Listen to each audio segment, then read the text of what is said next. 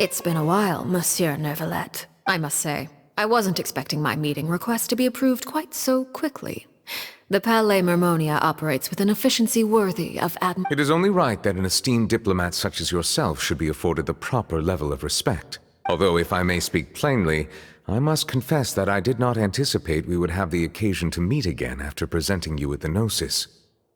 I see you brought the Traveler and Paimon with you as well. If I may inquire as to the purpose of your visit. I'll be departing Fontaine shortly. There is, however, an outstanding matter that I would like to see resolved before I go. It requires a rather lengthy explanation, I'm afraid. So I took the liberty of explaining everything in this proposal. Please review it at your leisure, Monsieur Neuvillette.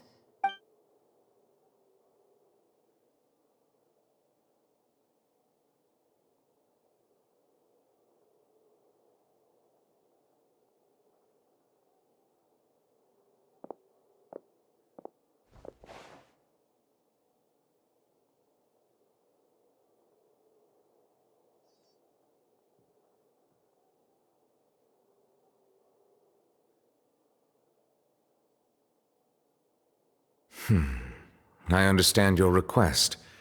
However, at the risk of causing offense, I must admit that I fail to see why you would wish for such a thing.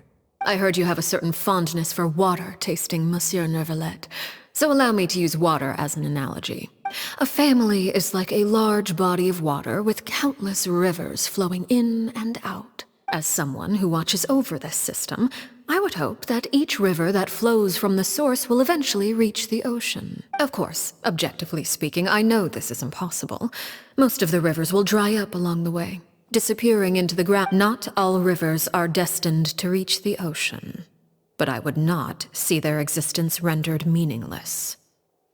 I believe the water that flows within them is simply meant for a different destination, like a field in need of irrigation. Or perhaps the glass of a certain water-tasting enthusiast. Did you get any of that, Traveler? Your words paint an optimistic picture indeed. Allow me to remind you, however, few among us are willing to sip from a glass filled with tainted water.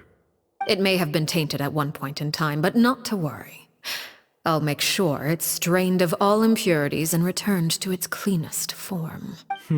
I seem to recall there being a transactional aspect to your proposal. Perhaps you could expound on that? If you accept my proposal, Monsieur Neuvillette, I will gradually withdraw my forces from Fontaine, and, unless absolutely necessary, I will no longer carry out any special missions within Fontaine. I presume I can take your words to mean that, in the future, cases similar to the Tartuffe assassination will cease to cross my desk? Tartuffe? Ah, that thief who embezzled funds from all those charities, you mean? My deepest condolences to his family, but without any evidence, I cannot imagine how the House of the Hearth might have been involved in his passing.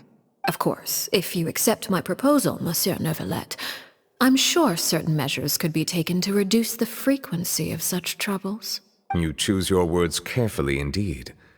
In that case, I am inclined to accept your proposal. My thanks for your generosity, Monsieur Neuvillette. Well, with that settled, we should be going now. I took the liberty of bringing along 2 bottles of spring water from Snezhnaya for you to enjoy. I do hope I get the chance to hear your impressions. Perhaps. Indeed. I trust you would not overlook your commitment in the meantime. All right, Traveler Paimon. Time to go.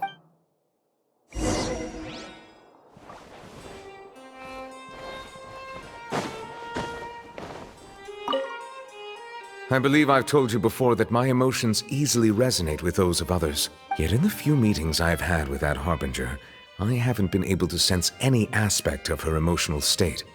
Her mind is like a still body of water. Who knows what darkness lies in its depths, and the lack of ripples on the surface gives nothing away. It's unclear whether this is her natural state of being, or whether it's an incredible strength of will that gives her the ability to master her emotions. Either scenario, however, suggests she is a very dangerous individual. I do not expect an explanation as to why you two are by her side. Whatever your reasoning, I would only advise you to take caution.